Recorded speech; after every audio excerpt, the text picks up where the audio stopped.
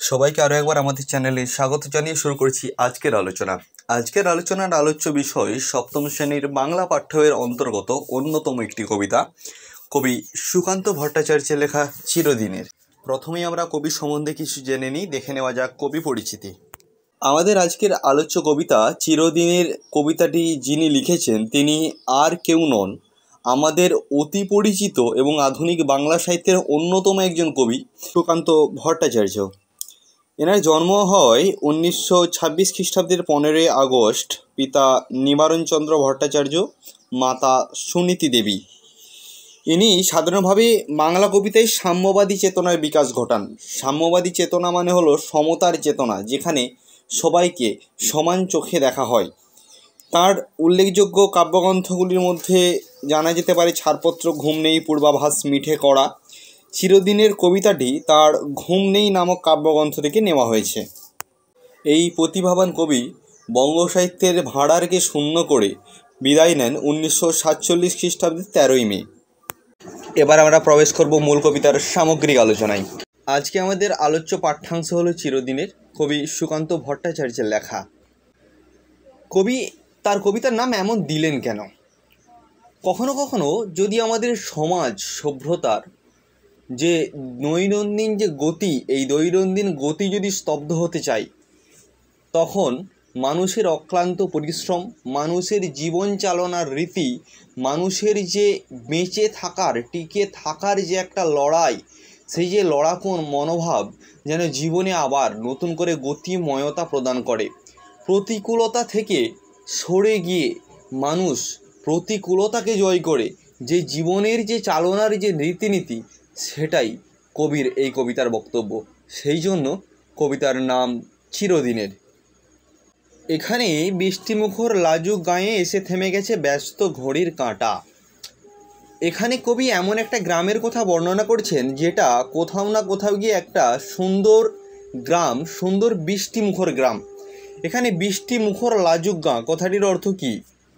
বৃষ্টিমুখর শব্দটার মানে হলো শব্দ সহযোগে বৃষ্টি পতন হলে তখন তাকে আমরা বলবো বৃষ্টিমুখর। লাজুক মানে লজ্জাযুক্ত, গাঁ মানে গ্রাম।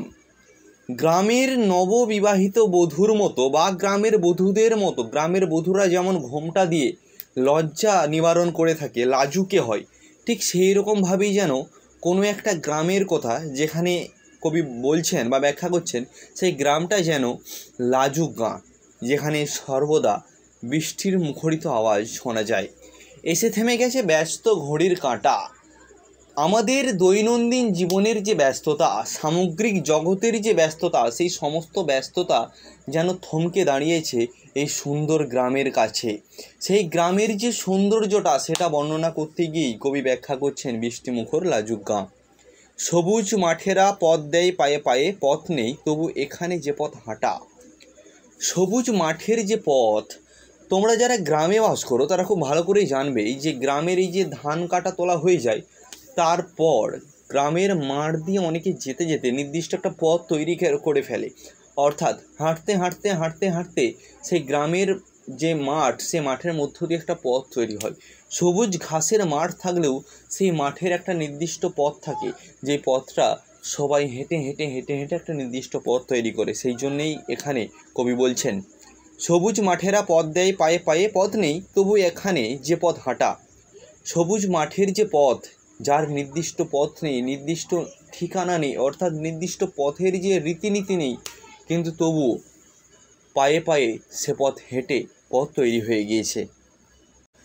জোড়া দিঘি তার পারেতে তালের শাড়ি, দূরে বাঁশঝাড়ে আত্মদানের সাড়া, পচা জলার মশার অহংকারী, নীরব এখানে অমর কিষাণ পাড়া। জোড়া দিঘি, পাশাপাশি দুটো দিঘি অবস্থান করছে সে গ্রামে, যেই দুটো দিঘিকে একসঙ্গে বলা হচ্ছে জোড়া দিঘি। তার পাড়েতে তাল গাছের সারি রয়েছে, অর্থাৎ জোড়া দিঘির পাড়ে সুন্দরভাবে তাল গাছের সারির মধ্য দিয়ে প্রাকৃতিক সৌন্দর্য প্রকাশ পাচ্ছে। সেই জোড়া দিঘি থেকে দূরবর্তী স্থানে বাঁশঝাড়ে আত্মদানের সাড়া। কিসের আত্মদান? পচা জলার মশার অহংকারী, নীরব এখানে অমর কিষাণ পাড়া। সেখানে যে গ্রামে যে জল জমেছে, সেই জলটা পচে গিয়ে মশারা যেন তাদের অহংকারের আস্ফালন দেখাচ্ছে, এত মশা তৈরি হয়েছে। নীরব এখানে অমর কিষাণ পাড়া।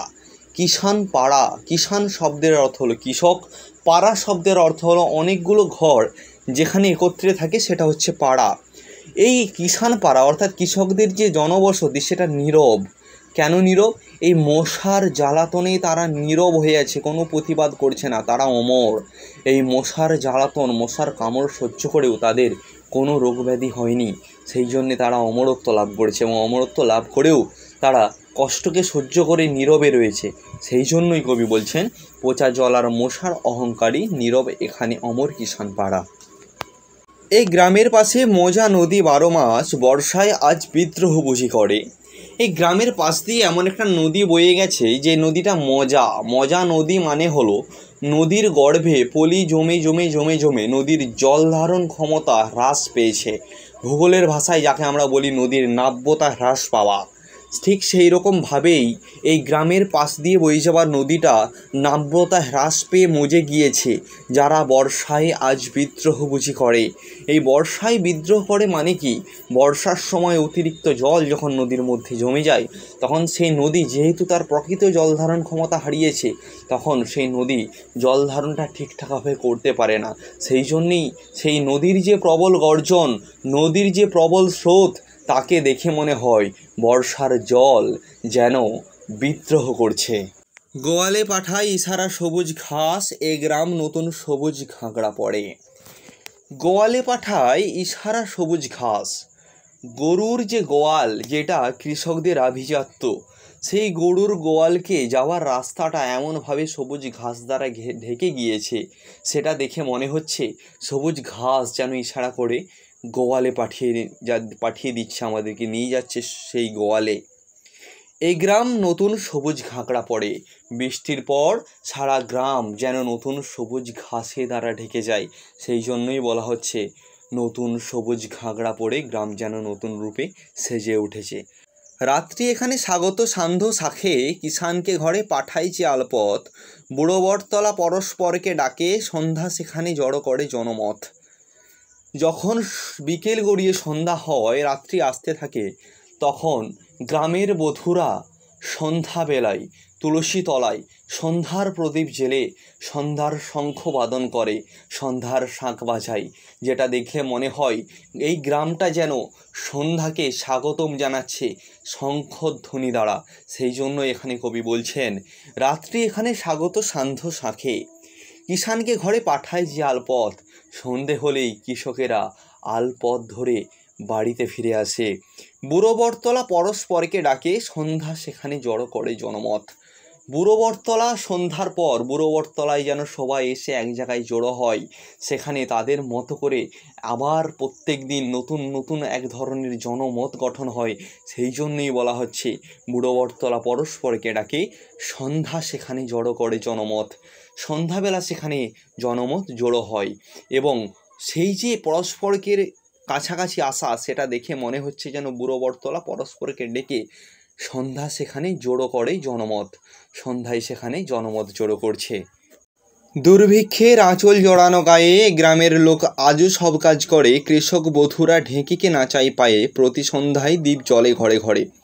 এই গ্রামের কৃষকদের জীবন দুর্ভিক্ষে জড়ানো হতে পারে, দুর্ভিক্ষ এই সমস্ত কৃষকদের জীবনকে গ্রাস করতে পারে, কিন্তু তারা দুর্ভিক্ষকে মেনে নিয়ে, জীবনের চরম সত্যকে মেনে নিয়ে তারা প্রত্যেক দিন কাজ করে চলে। সেই জন্যই কবি বলছেন, দুর্ভিক্ষের আঁচল জড়ানো গায়ে, গ্রামের লোক আজও সব কাজ করে, কৃষক বধূরা ঢেঁকিকে নাচাই পায়ে। এই ঢেঁকি অনেকেই জানো, আবার অনেকেই জানো না। আগেকার দিনে ঢেঁকিতে চাল বানানো হতো, ধান ভাঙা হতো। সেই যে গ্রামের চিরন্তন রীতিনীতি, সেই গ্রামের চিরন্তন রীতিনীতির ছবি কবি এখানে তুলে ধরছেন। সেই জন্যে কি বলছেন, কৃষক বধূরা ঢেঁকিকে নাচাই পায়ে, প্রতি সন্ধ্যায় দ্বীপ জ্বলে ঘরে ঘরে। কৃষক বধূরা পা দ্বারা ঢেঁকিকে নাচাই। তোমরা হয়তো জেনে থাকবে, এই ঢেঁকিকে পা দিয়ে নাচিয়ে নাচিয়েই ধান ভাঙাতে হয়। প্রতি সন্ধ্যায় দ্বীপ জ্বলে ঘরে ঘরে, প্রত্যেক সন্ধ্যায় আবার মঙ্গল দ্বীপ গ্রামের প্রত্যেকটা ঘরেই জ্বলে ওঠে। রাত্রি হলেই দাওয়ার অন্ধকারে, ঠাকুমা গল্প শোনায় যে নাতনিকে, কেমন করে সে অকালেতে গতবারে চলে গেল লোক দিশে হারা দিকে দিকে। যখন রাত্রি হয় তখন নাতনিকে নিয়ে ঠাকুমা দাওয়ার অন্ধকারে বসে তাদের পুরনো দিনের গল্প করতে থাকে। কিসের গল্প? কেমন করে আকালের দিনে, দুর্ভিক্ষের দিনে একটা একটা করে মানুষ সেই গ্রাম ছেড়ে শহরের দিকে চলে যাচ্ছিল এক মুঠো ভাতের আশায়, এক মুঠো খাবারের আশায়। তবুও তারা এই গ্রামকে ভালোবেসে, এই জীবনকে ভালোবেসে তারা এই গ্রাম্য জীবনেই পড়ে আছে। সেই জন্যই কি বলছেন, কেমন করে সে অকালেতে গতবারে চলে গেল লোক দিশেহারা দিকে দিকে। দিশেহারা হয়ে লোকেরা ক্ষুধার টানে, জীবিকার টানে, জীবন ধারণের টানে দিশেহারা হয়ে বিভিন্ন দিকে দিকে ছড়িয়ে পড়ল। সেই গল্পই ঠাকুমা তার নাতনিকে রাত্রেবেলা দাওয়ার অন্ধকারে বসিয়ে বসিয়ে শোনান। আচ্ছা, এ তো গেল সন্ধ্যা এবং রাত্রের কথা। সকালে এই গ্রামটা কেমন থাকে তারও দৃশ্য কবি তুলে ধরেছেন। এখানে সকাল ঘোষিত পাখির গানে কামার কুমোর তাঁতি তার কাজ জোটে, সারাটা দুপুর ক্ষেতের চাষির কানে একটানা আর বিচিত্র ধ্বনি ওঠে। এখানে সকাল ঘোষিত হয়, সকালের নবসূচনা হয় পাখির গানের দ্বারা, পাখির কলরবের দ্বারা। কামার কুমোর তাঁতি সকাল হলেই সবাই যে যার জীবিকা নির্বাহের জন্য যে যার কাজে যায়। সারাটা দুপুর ক্ষেতের চাষির কানে একটানা আর বিচিত্র ধ্বনি ওঠে। সারাটা দুপুর ধরে এই যে যারা চাষি, যারা খেতে চাষ করে নিজেদের জীবন ধারণ করে, সেই সমস্ত ক্ষেতের চাষিদের কানে কি হয়, একটা সুন্দর বিচিত্র ধ্বনির একটানা সুর যেন তাদের কানে ভেসে ওঠে। হঠাৎ সেদিন জল আনবার পথে কৃষক বধূ সে থমকে তাকায় পাশে, ঘোমটা তুলে সে দেখে নেয় কোনো মতে সবুজ ফসলে সুবর্ণ যুগ আসে। একদিন হঠাৎ করেই গ্রামের শুভ কৃষক, তাদের যে কৃষকের যে বধূ, সেই কৃষক বধূরা জল আনতে গিয়ে থমকে দাঁড়িয়ে ঘোমটা তুলে কোনো মতে দেখে নেয় যে সারা মাঠটা যেন সবুজ ফসলে ভরে গেছে। এই সবুজ ফসলের মাধ্যম দিয়ে আবার যেন একটা গ্রামের সুবর্ণ যুগের ঘোষণা বর্তিত হচ্ছে। সেই জন্য বলা হচ্ছে কি, হঠাৎ সেদিন জল আনবার পথে, হঠাৎ করে একদিন জল আনবার পথে কৃষক বধূরা থমকে তাদের পাশে তাকিয়ে ঘোমটা তুলে কোনো মতে দেখে নেয় সবুজ ফসলের মাধ্যমে তাদের সুবর্ণ যুগের আগমন বার্তা। আজকের আমাদের এই কবিতার সামগ্রিক আলোচনা আমরা এখানেই শেষ করলাম। যারা যারা এই কবিতাটি এখনও পর্যন্ত বুঝে উঠতে পারোনি, তারা তোমাদের সমস্যাজনক জায়গার অংশটি স্কিপ করে আরেকবার দেখে নিও। তাহলে তোমরা, আশা রাখছি তোমরা তোমাদের সমস্যাটার সমাধান তোমরা করে নিতে পারবে। ভিডিওটি যদি ভালো লেগে থাকে একটা লাইক করো, কমেন্ট করে জানিয়ে দিও ভিডিওটি কেমন হয়েছে এবং বন্ধুদের মাঝে শেয়ার করে দিও। চ্যানেলটিকে সাবস্ক্রাইব করে পাশে অল বাটনটি বাজিয়ে দাও, ভবিষ্যতে আরও এরকম সাবজেক্ট এবং তোমাদের শ্রেণী রিলেটেড আরও অন্যান্য বিষয়ের অন্যান্য ভিডিও পাওয়ার জন্য। এখন স্ক্রিনে আসছে হোমওয়ার্কের প্রশ্নটি, যার উত্তরটা তোমরা যদি ঠিকঠাক কবিতাটি বুঝে থাকো তোমরা অবশ্যই দিতে পারবে এবং তার উত্তরটা তোমরা কমেন্ট বক্সে লিখে জানাও। দেখা হচ্ছে আরও একটি অন্য ভিডিওতে। ততক্ষণ সুস্থ থেকো, ভালো থেকো, আমাদের সঙ্গে থেকো। ধন্যবাদ।